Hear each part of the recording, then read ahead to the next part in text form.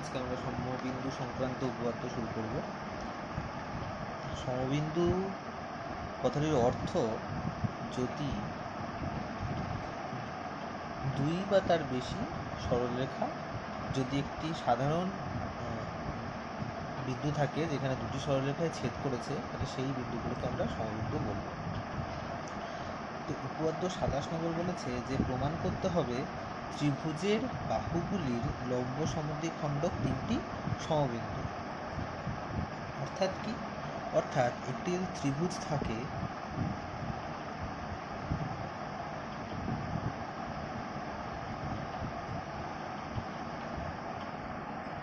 এটা যদি একটা ত্রিভুজ হয় এ বি সি, তাহলে এই ত্রিভুজের তিনটে বাহু হচ্ছে A B, BC R C এ। এই তিনটে বাহু হচ্ছে এই ত্রিভুজের তিনটে বাহু। এবার যে ত্রিভুজের বাহুগুলির লম্ব সমদ্বিখণ্ডক তিনটি সমবিন্দু। অর্থাৎ এ বি বাহুর সমদ্বিখণ্ডক মানে হচ্ছে এমন একটি বিন্দু যেটি এ বি বাহুকে সমান দুই ভাগে ভাগ করেছে। বিসি বাহুর সমদ্বিখণ্ডক হচ্ছে এমন একটি বিন্দু যেটি বিসি বাহুকে সমান দুই ভাগে ভাগ করেছে, এবং সি এ বাহুকে সমান দুই ভাগে ভাগ করেছে। তাহলে লম্ব সমদ্বিখণ্ডক, এখান থেকে যদি আমরা লম্ব অঙ্কন করি, এই বাহুর ওপর প্রথম লম্বটা অঙ্কন করলাম,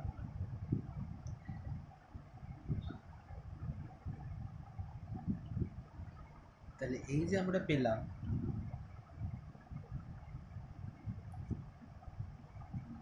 এটা আমাদের সমবিন্দু হয়েছে যে তিনটে একই জায়গায় মিলিত হয়েছে। তো এটাই আমাদেরকে প্রমাণ করতে হবে যে এই যে লম্ব সমদ্বিখণ্ডক এরা সমবিন্দু, একটি বিন্দুতে মিলিত হয়েছে, সেটা আমাদেরকে প্রমাণ করতে হবে। তাহলে প্রমাণ করতে গেলে আমরা কি করবো? এবার আমরা উপপাদ্য শুরু করছি। প্রথমে আমরা লিখব, স্বীকার ধরি ত্রিভুজ এ বি সি ত্রিভুজের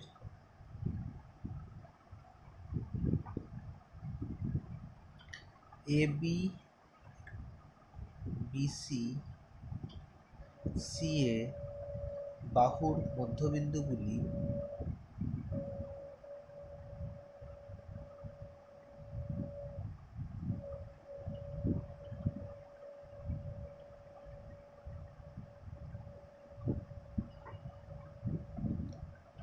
যথাক্রমে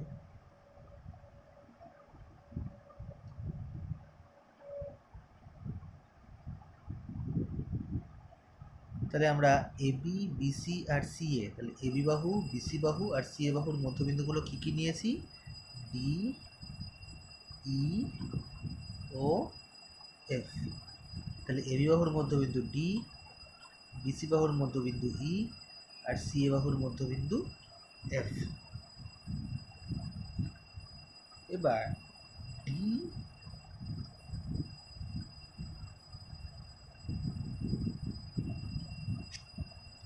যদি আমরা ডি ও ই বিন্দুতে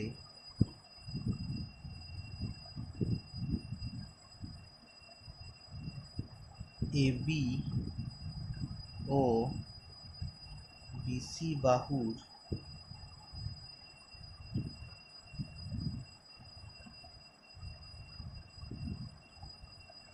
লম্ব দুটি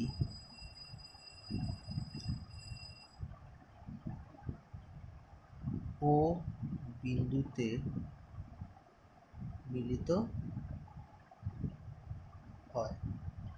অর্থাৎ কি বলতে চাইলাম, যে আমরা ধরে নিচ্ছি ডি আর ই এই মধ্যবিন্দু থেকে যদি আমরা লম্ব অঙ্কন করি, তাহলে এরা পরস্পর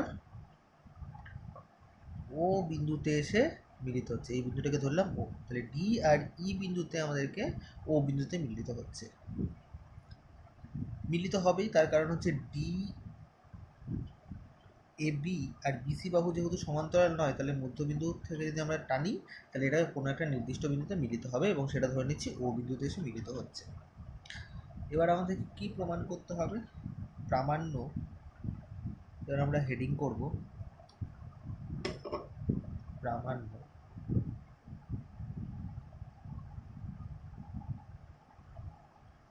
কি প্রমাণ করতে হচ্ছে আমাদেরকে?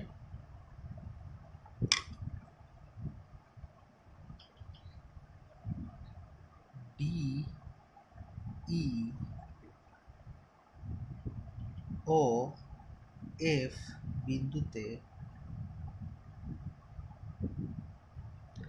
যথাক্রমে A B, BC O C এ বাহুর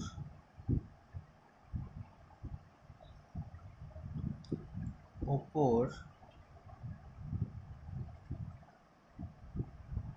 অঙ্কিত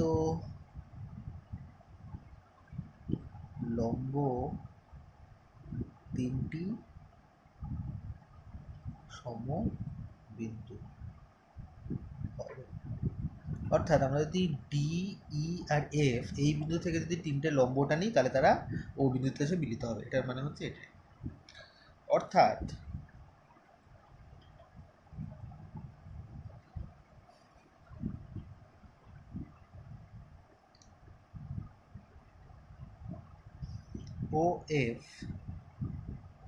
ও এফ এসি বাহুর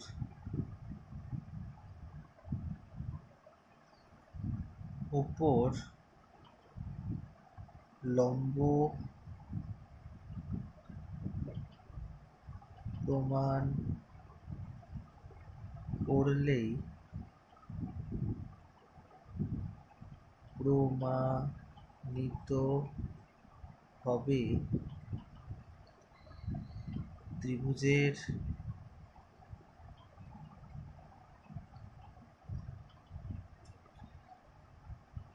বাহুগুলির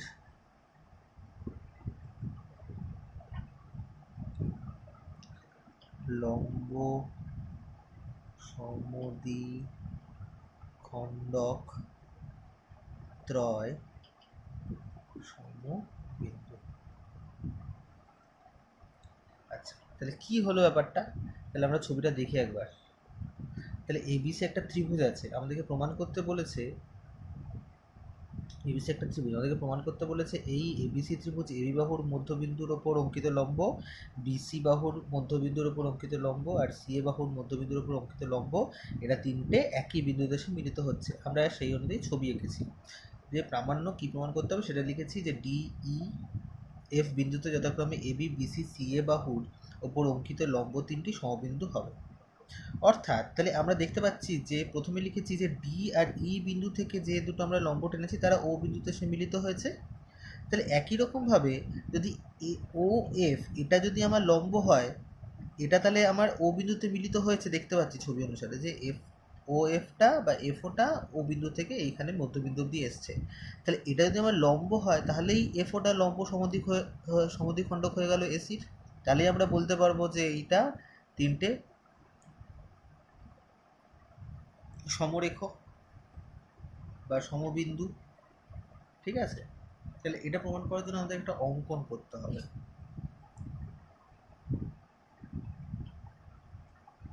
কি অঙ্কন করব?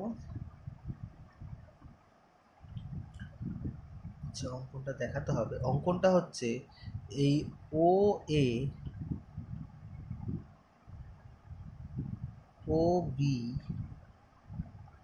আর ও সি আমরা যুক্ত করলাম। তাহলে ও এ বা এ ও, বি ও, সি ও আমরা যুক্ত করলাম। তো সেটাই আমরা লিখবো অঙ্কনে যে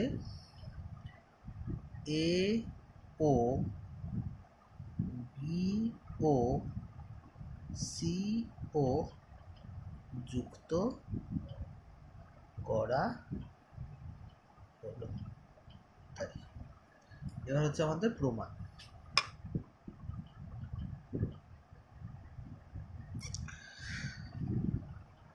তো প্রমাণটা করার জন্য ছবিটা আমরা দেখতে পেলে খুব ভালো হতো এক জায়গায়। তো তাহলে প্রমাণ, তাহলে দেখো প্রমাণে দেখো। আচ্ছা, এখানে আমি একটা ছবি আঁকছি আর একটা এক্সট্রা, যেরকম এঁকেছিলাম সেরকমই একটা ছবি আঁকছি এখানে।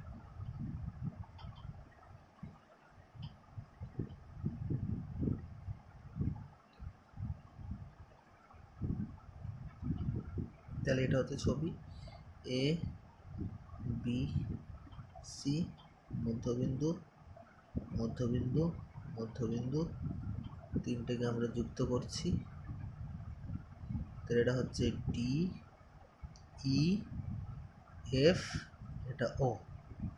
আর এবার যুক্ত করেছি হচ্ছে এ ও অঙ্কন অনুযায়ী, বি ও যুক্ত করেছি, আর সি ও যুক্ত করেছি। এই তিনটা আমরা যুক্ত করেছি, আর প্রমাণ করবো। তাহলে এবার দেখো প্রমাণে দুটো ত্রিভুজ আছে এ ও ডি, তাহলে এটা একটা ত্রিভুজ, আর বি ও ডি এটা একটা ত্রিভুজ। তাহলে দুটো ত্রিভুজ পেয়েছি। তাহলে আমরা লিখব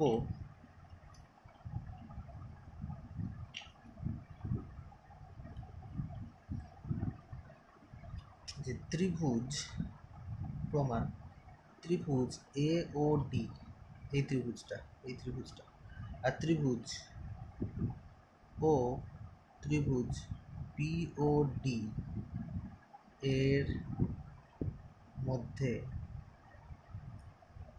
কি পাচ্ছি? 1 নম্বর পাচ্ছি AD, AD equal to BD, AD equal to BD. কেন পাচ্ছি? কারণ ডি এ বি এর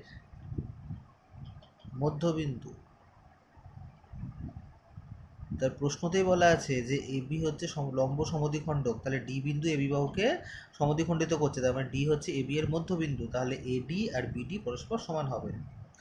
2 নম্বরে আমরা কি পাচ্ছি?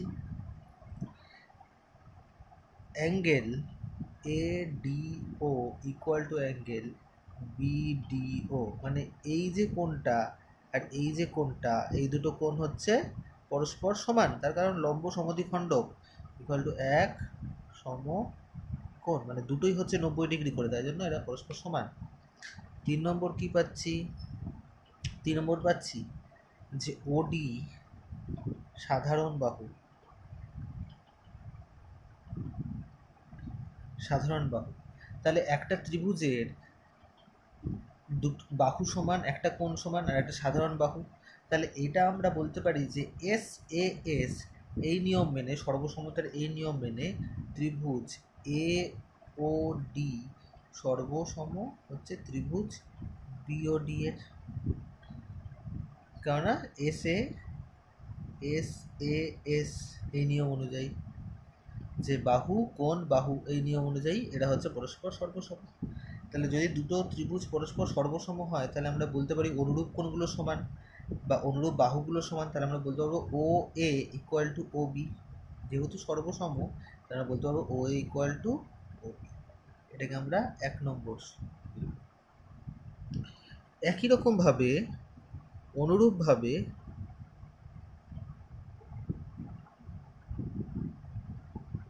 অনুরূপভাবে প্রমাণ করতে পারবো আমরা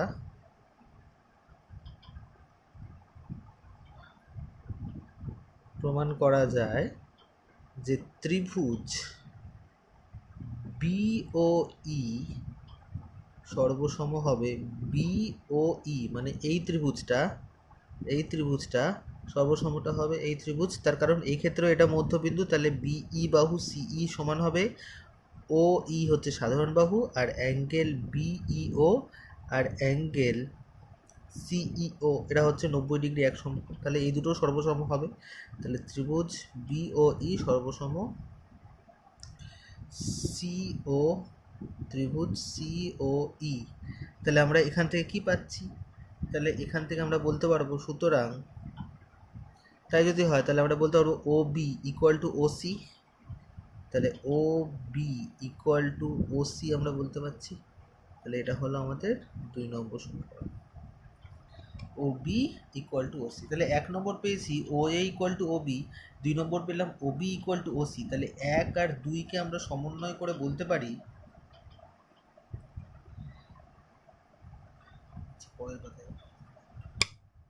তাহলে এখানে 1 নম্বরে পেয়েছি O A equal to O B, আর 2 নম্বরে পেয়েছি O B equal to O C, O B equal to O C. তাহলে আমরা এখানে একটু লিখি, এটা 1 ও 2 থেকে পাই কি পেলাম,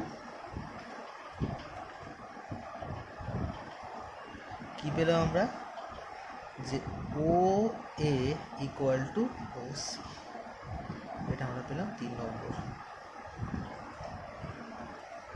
এটা মনে রাখতে হবে যে ও ইকুয়াল টু আমরা পেয়েছি হচ্ছে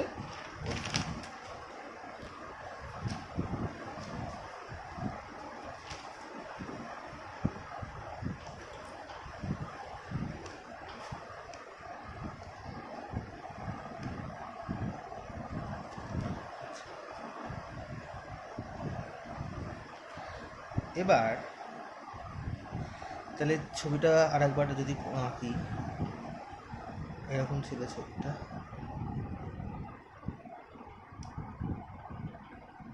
এ B C D E F, এরকম ছিল ছবি।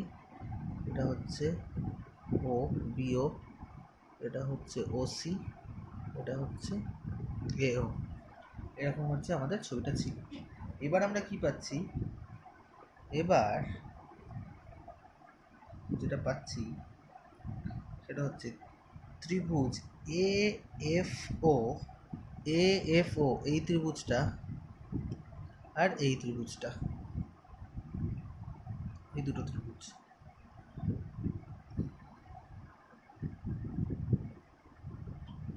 তাহলে এই ত্রিভুজটা আর এই ত্রিভুজটা A F O triangle C F O, এখান থেকে আমরা কি পাচ্ছি, এর মধ্যে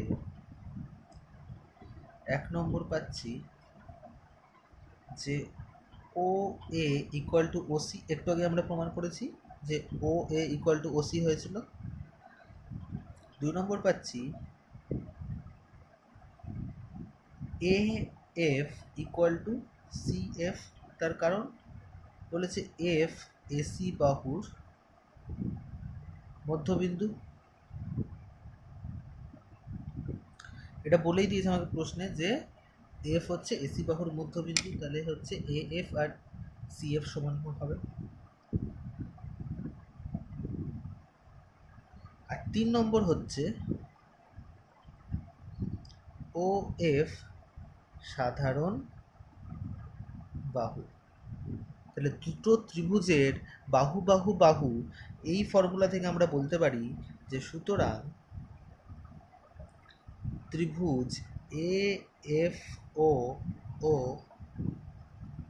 ত্রিভুজ এ এফ ও সর্বসম ত্রিভুজ সি এফ ও, এটা আমরা কোত্থেকে পেলাম, এস এস এস বা বাহু বাহু বাহু সূত্র থেকে পেলাম। তাহলে যদি তাই হয় তাহলে আমরা বলতে পারবো যে সুতরাং angle A F O equal angle C F O, কেননা ত্রিভুজের অনুরূপ কোণগুলো সমান হয়, সর্বসম ত্রিভুজের এই যে অনুরূপ কোণ এগুলো পরস্পর সমান হয় সবসময়, তাই যদি অনুরূপ হয় তাহলে আমরা বলতে পারবো angle A F O equal to angle C F O. এবার দেখো যে এসি সরলরেখার ওপর এই এসি সরলরেখার ওপর এফও দণ্ডায়মান, ঠিক আছে, এসি সরলরেখার ওপর ও এফ হচ্ছে আমার দণ্ডায়মান এবং এই দুটো কোণ সমান, তাহলে যদি তাই হয় তাহলে আমাকে অবশ্যই এইগুলো 90 ডিগ্রি হতে হবে, তার মানে হচ্ছে ও এফ এসি বাহুর ওপর লম্ব। ওটা বোঝা গেল, তাহলে এসি বাহুর ওপর ও এফ দণ্ডায়মান হওয়ার ফলে যে দুটো কোণ তৈরি হয়েছে সেই দুটো কোণ সমান, তাহলে যদি সমান হয় তাহলে অবশ্যই এগুলোকে 90 ডিগ্রি করে হতে হবে। তাহলে এই কোণগুলো যদি 90 ডিগ্রি করে হয় তাহলে আমার এই এফ ও বা ও এফ এটা হচ্ছে এসি বাহুর ওপর লম্ব, তাহলে সেটাকে আমরা লিখব, কি লিখব, এসি সরলরেখার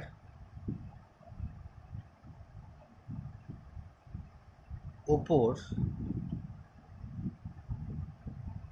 ও এফ দণ্ডায়মান হওয়ার ফলে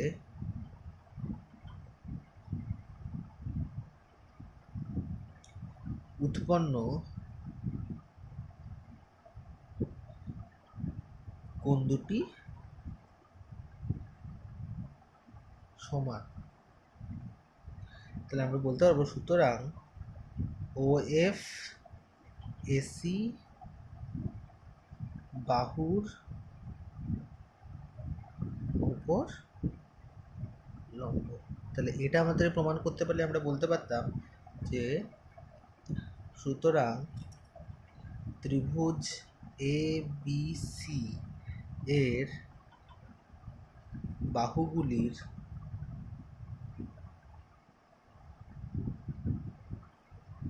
লম্ব সমদ্বিখণ্ডক ত্রয়